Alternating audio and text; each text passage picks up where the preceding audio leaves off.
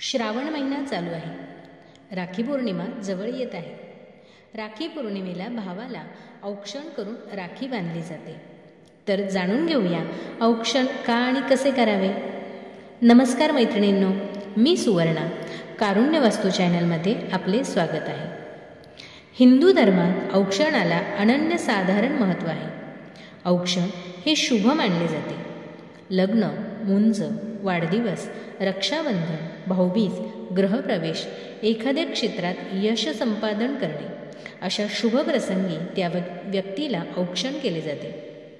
पूर्वी राजे लोक युद्धाला जाताना त्यांची पत्नी औक्षण करत असे, जेणेकरून त्यांनी यश संपादन करून घरी सुखरूप परत यावे, यासाठी ते औक्षण असे.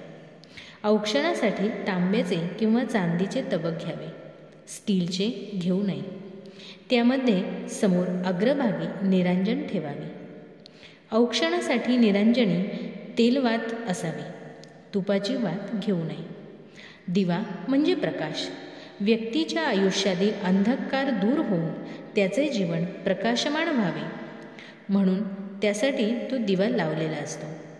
तबकामध्ये हळद, कुंकू, अक्षत, सुपारी, सोन्याची अंगठी किंवा इतर कुठलाही सोन्याचा दागिना चालेल. तसेच गोडाचा एखादा पदार्थ घ्यावा.